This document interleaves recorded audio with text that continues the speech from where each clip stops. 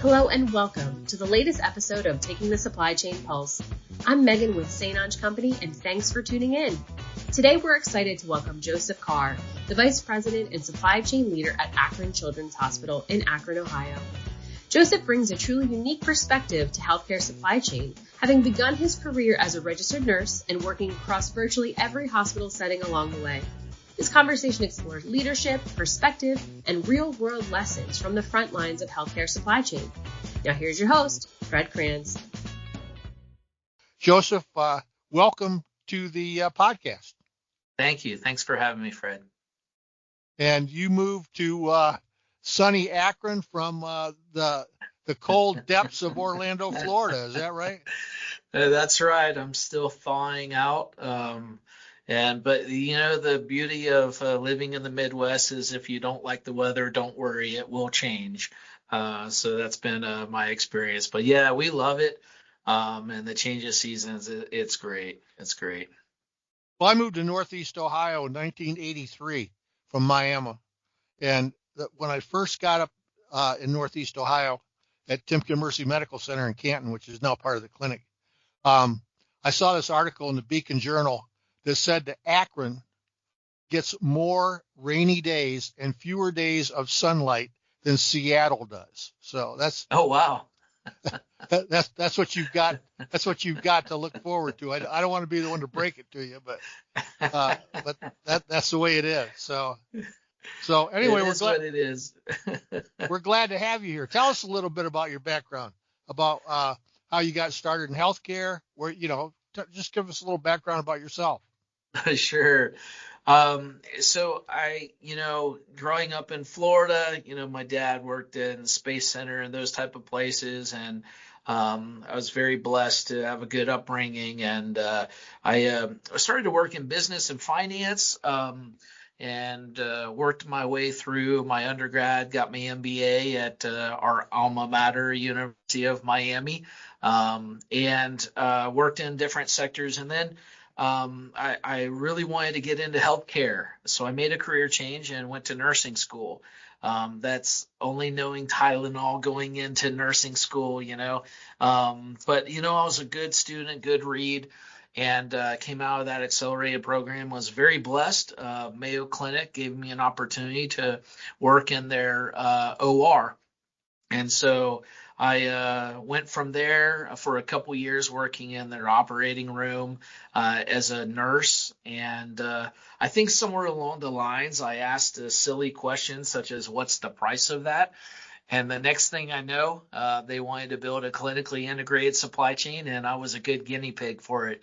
And that was, 15 years ago. And just great tutelage, great mentorship.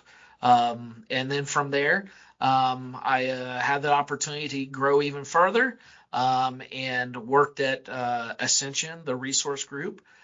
Learned a good amount about strategic sourcing and the implementation process and strategic partnerships, and was able to I did that while I was in St. Louis. And then that was our first taste of the Midwest, I suppose. And then from there, I did take a step back in my career. My father passed, so I got back to Florida to help out with the family, and worked at Advent Health simultaneously, which I'm super grateful to that team. Learned purchase services and a lot of different contracting areas that I hadn't really refined. And from there, I was given the opportunity to get back into the fast lane, and I was able to go down to South Florida and work at HCA under the Health Trust umbrella.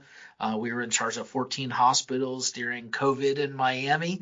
That was an adventure. Shout out to my colleague Joe Brittner, who we tag teamed that during the pandemic. And in fact, I was recruited, and subsequently he was as well. We both went into COO program at HCA, where I was a vice president of operations, and learned how to run a hospital, and extensive knowledge, extensive boot camp to be able to do that. And next thing I know, I really enjoyed supply chain and the focus, and so I was given an opportunity to have a tutelage in the executive team at Orlando Health under Suzanne Thompson-Quintero. Learned a significant amount about how to build a strategic supply chain, and next thing you know, Akron Children's is knocking on the door, and it was time. I was prepared by great mentors at Mayo Clinic with Mark St. George and Jim Francis, all the way through the teams that I had already mentioned, and many more to be able to take the helm. And it was their first VP of supply chain to be able to take a blank canvas and build a strategic supply chain. So that's a little bit about my pathway, definitely unique, and being a nurse, and also, but it wouldn't have come without all those mentors and the desire to grow. Yeah, so let's delve a little deeper into that. Let's see what the various formal areas of training you received helped you with insight into becoming VP of supply chain now. So let's start out with, how did being a nurse give you insight? What did you learn? What did you learn from being a caregiver? As a caregiver, it's hard to teach anybody to be caring. Okay. I think that's one of the principles. It's like teaching a work ethic, or teaching, somebody to be moldable or humble or teachable. And so caring is kind of something that really was something servant leadership, you'll see this emulated. So as a caregiver, you're always really focused on the patient and centric to what the overall mission is of the organization. And, you become very close as a team. The OR was a great team environment, very close-knit teams. You in the sense of, being very diligent about processes. Patients don't benefit from shortcuts. And as a result, the methodical ways that you do things assure that you're going to properly take care of a patient, such as when you're going through the steps before you start a surgery, that timeout steps. It really teaches you to be methodical about process steps and not shortcut things, because ultimately, there's downstream impacts, and in that instance, it's patient care. So those are really strong things. I recall a lot of the team environment, a lot of the attention to detail, and always being ready with a sense of urgency to be able to attend to a patient. So those are kind of that speed to market translated, the attentiveness to processes translates, of course, servant leadership translates, etc. So I hope that helps shed some light. Yeah, in Mayo Clinic, where you started, was run and managed by the physicians, which is similar to the Cleveland Clinic and the Marshfield Clinic. And usually if the word clinic is in there, that's the governance structure that's out there. Different perhaps than, say, South Miami Hospital in Miami before it became part of Baptist Health and was just a standalone community hospital. But when you were there, what year did you start at the clinic? So I was there when Dr. Rupp was CEO over at Mayo Clinic. So that would be, oh man, I need my wife for these year questions. Years are running by me, Fred. I don't recall. Over 15 years ago. Okay. Is when I was there. Yeah, the reason I ask is I had started a project with Jim Francis when I was working with VHA Performance Consulting. So you can see how long ago that was. Yeah. When he was at Barnes Jewish, and he was among the earliest part of the formation of that IDN. Okay. Yeah. And there were significant issues in establishing a working relationship there in the ORs. They had the Barnes OR, they had the Jewish OR, they had all kinds of problems. And there was a we are the OR, we take care of our supplies ourselves, and we don't need any help philosophy.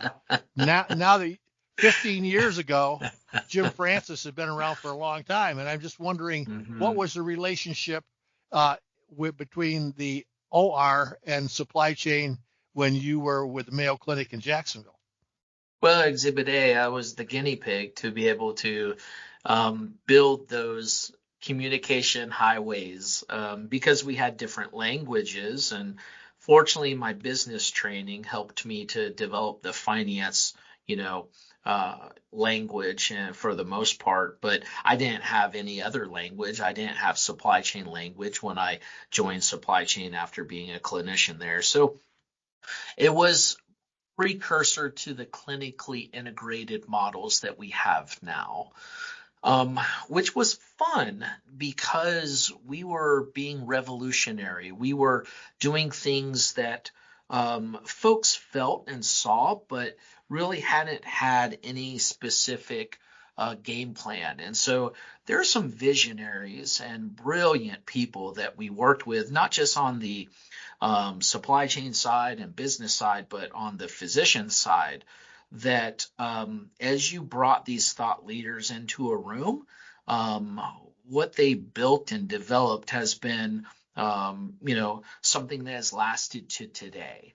And so it was elementary at the beginning, and a lot of language barriers. But when you have such a high acumen and you go through that change management process of ADKAR and start with awareness and have the right information, which was the starting point, that really opens everybody's eyes to be able to make educated decisions. So in everybody's defense, there was just a lack of information readily available to be able to and so that was my experience. And other things, give credit over to the teams. Mark St. George, I didn't mention Ted Pappas was great, and learning Lean and how to do DMAIC projects to bring all these different voices into one room to be able to build something that would not be effective with one dimension. Whether or not it was preference cards or, organizing the inventory, et cetera. So I think those were the building blocks to running a strategic supply chain that I learned very quickly. It started with having a glove conversion without surgeon feedback. That doesn't go well, right?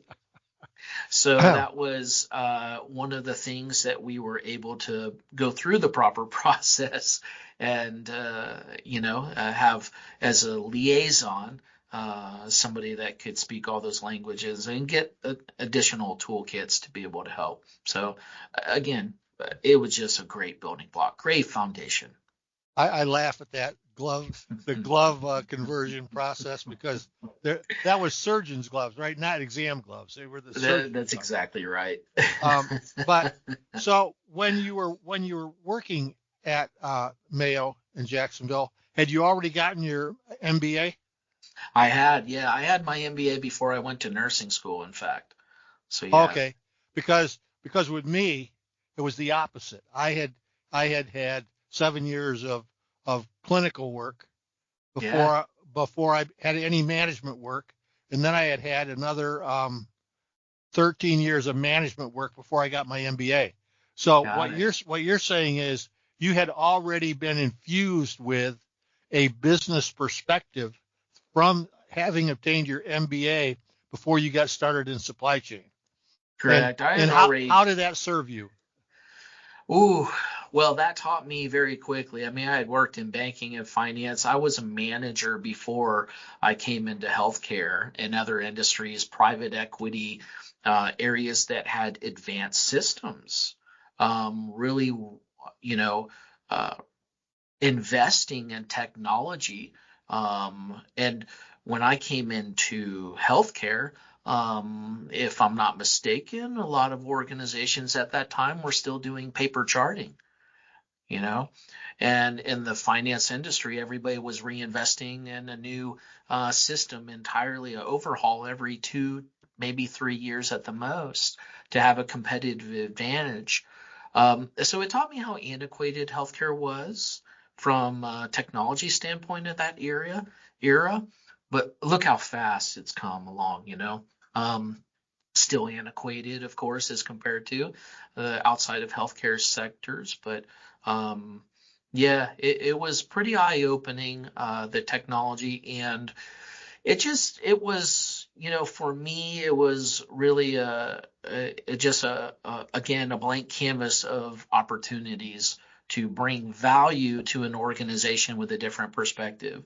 So it wasn't like I had all the solutions. I just could help, you know, diagnose the issues through tools like Lean, et cetera, and be able to come out with some solutions. So yeah, that's been the fun part about being in healthcare, is that there are opportunities, most likely anywhere you go in different areas.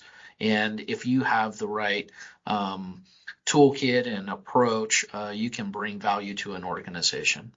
Yeah, and you had a formal structure from your training in the MBA program, which was really interesting.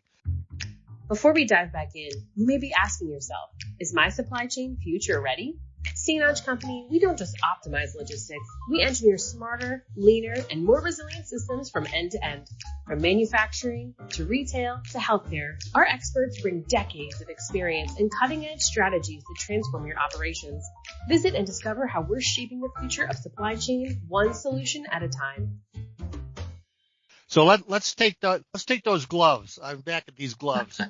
I don't have time to tell a story. I'm going to open a wound for my buddies at Mayo, but go ahead. No. I don't have time to tell a story about the time I got yelled at by a doctor when I told him that the gloves we had in Vietnam, we didn't know who made them. They just said FSN and a bunch of numbers. And the doctor says, "Son, you're not in Vietnam." And but that was in not-for-profit private healthcare. You then went from Mayo to the ultimate in control by comparison when you're working in for-profit HCA venue. How did that work? Was it easier to get things done there than it was working in Mayo? And it was easier than it would have been in the places you went afterwards. Different paces and different missions led to different types of core competencies. For instance, at Mayo Clinic, what a reinvestment into, you know, advancing the science and research, and how that supply chain evolved over the years. Really, being a top-ranked supply chain, it's not a comparable. At HCA, being a not-for-profit, you know, they reinvest in building and growing, and you know, a lot of that is tied to their mission and construction and any other areas. So their financial acumen, with metrics upon metrics and really at hand metrics to be able to manage performance, is second to none. And as a result of having line of sight into that, the expectations are to manage to those metrics and goals and hold people accountable. So it's kind of like a different barometer on a spectrum, where you have a performance managed model, and very heavy on that, and the balance of human capital. Some organizations lean towards the human capital, others lean towards the performance, and somewhere between. And as a result, you know, there's just second to none when it came to metrics upon metrics and having that at hand as a vice president of operations, or if there wasn't, in supply chain, they would come up with a way to be able to extract the data. So that was one of the things that you had information more readily available, and that was cascaded.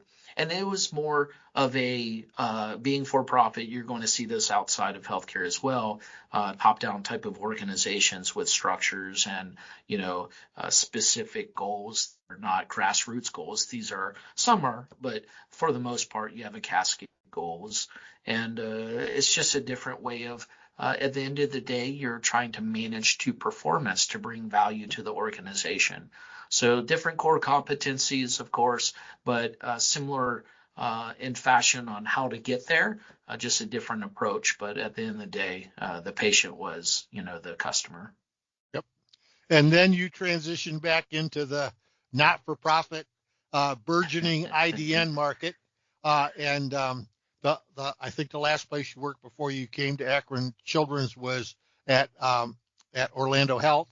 And that's where Suzanne Quintero Thompson had been, and that was where my dear friend Randy Hayes had been for several years. So, and you mentioned earlier that Suzanne had done a lot to build that IDN. What did you learn from your time there? Well, you can go work at already built organizations. Mayo was at the beginning, but for the most part, they had solid foundation. Having worked at the resource group at Ascension, it would just launch itself as a GPO. So, but very solid, just decision making that I got there, and others. But in this instance, Suzanne had built a top 25 hospital system from pretty much, not having been a top 25 previous, in her previous experience. So she knew how to do it.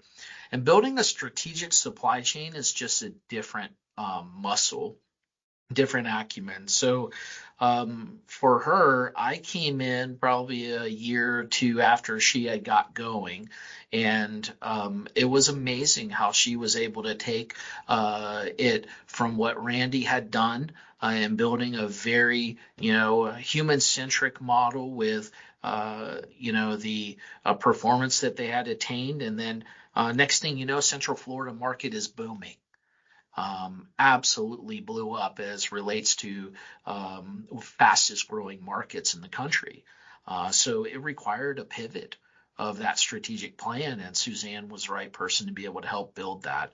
And as a result, Suzanne, under her tutelage, was able to help teach me how to build a strategic supply chain. And she immediately linked me with Gardner and that team, and kudos to them. They gave me a lot of blueprints on how to, understand the comprehensiveness of what it entails to be a strategic supply chain. It's less about just dabbling in pricing and doing stocking shelves, right? And that was something I learned, the comprehensiveness of a strategic supply chain and being able to build it more thoroughly. And that helped me as the foundation to be able to go into a blank canvas and customize and scale down and take the best practices, things that would and wouldn't work, and bring that to Akron Children. So fundamental, absolutely great tutelage for my current role coming in. Yeah. Yeah, the whole idea, when you say strategic versus transactional, I would say that still 80% of the supply chains in the country are largely transactional. And they like to use the word strategic in a sentence, but it takes, and this is why I want to get to Akron Children's. I'm familiar with Northeast Ohio because, like I say, I was a supply chain leader at Timken Mercy Medical Center in Canton, Metro Health in Cleveland, Meridia Health System, which is now part of the clinic. So I'm very familiar up here. Yeah. When I came up from Miami in 1983, most of the hospitals were mom and pop standalone hospitals. Akron was Akron City, which became SUMA, Akron General, and Akron Children's was there. All standalone community hospitals with staffs that leveraged their way for everything they wanted. And now the marketplace in Northeast Ohio is owned by the clinic and university hospitals, and you are a standalone sort of vestige out there. Two things I'd like you to talk about. Number one, what are the different care requirements and challenges of a children's hospital versus a general service IDN? And number two, what are your particular challenges in supply chain? So, I'll personalize this. Our fourth child is special needs.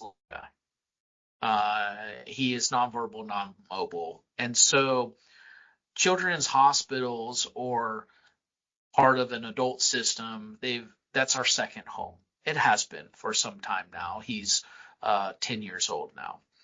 And so we've gotten to taste test and see the differences in levels of care. And I've worked, at multiple hospital systems to see how oftentimes children's hospitals can be a smoothing error when it comes to financial investments, technology, et cetera. Because, service lines are the way that organizations bring in money, their revenue streams. And so you'll see a lot more investments towards ortho, neuro, CV, et cetera. And children's and pediatrics tends to be, not their primary choice in adult and children's hospital systems. And children's hospital systems, I was amazed at the caliber of care. So neurosurgeons go for more schooling to become a pediatric neurosurgeon. The levels of acumen to take care of children, specifically children and teenagers, is second to none. If Luca, who gets a GJ tube, you're familiar with these, are feeding tubes changed out every quarter. And in an adult with children's hospital system, oftentimes they won't invest in pediatric specific labs and things like that in IR. So you would see these tubes take an hour plus to be able to change out. At a children's hospital, it takes 5 minutes. A standalone children's hospital, Luca comes in, they're already nervous. Caregivers are nervous. It's not the best place they want to be, is they've already been through so much traumatic event, children, especially those that have chronic conditions, and they come into a children's hospital and it's curtailed for them. The experience from coming in to walking through to seeing, characters and seeing, like a playground, and then even going into the IR and having all of these, different types of images around you that is, you're used to, whether or not it's an oceanic scene, etc. And then the next thing you know, the procedure's done and you have no event that has been traumatic. And so since Luca has gone to Akron Children's, he has absolutely had, like, if you say, hey, we're going to go to see so-and-so, or we're going to the hospital, no reaction. Before it was, a lot of traumatic and, crying, etc. So, that level of care is just second to none. That's my personal experience, having had a hospital a second home to us as a caregivers. Supply chain now, that is absolutely, when you look at a supply chain, you're building a blank canvas. I'm very blessed to have a very already clinically integrated teams, whether through the physician collaboration, through nursing, through all the way up through the C-suite. The pH is ripe at Akron Children's. So I've been here a little over a year, and with that, we built out a strategic plan with our 5 pillars, and as a result of that, we've been able to operationalize a lot of strategies that would take others years to do. For instance, we were able to launch what we call Commit for Kids sourcing strategy. This Commit for Kids program is basically moving us dabbling in contracts at around 15% of manageable spend to now be leading strategic reviews of over 200 categories for around 90% of the organization's spend in just a matter of a little over a year working here. It's unfathomable for many to think of how to do that. They're still trying to do it, but It was the PH of Akron Children's, and it also was the way that we went through the change management process, very, collectively to go and teach awareness, the ADKAR process, teach us where we're at. It was pretty appalling, the pricing of the children's hospitals as compared to adult hospital systems, that oftentimes the children's hospital would fall under the umbrella of a big, spend bucket, and tier levels are how oftentimes your GPO pricing is set up. So children's hospitals, are suffering from that setup because their spend may not be as high as others. So it was kind of eye-opening to see how high the pricing was for children's hospitals. You think of, like, you go to a theme park, children going in get a discount, right, and things like that. And that it surprised me, the pricing at children's hospitals. So I think that's paramount to our success. And then there's all the other pillars that we're working on, such as doing an ERP. We invested in 4 new technologies.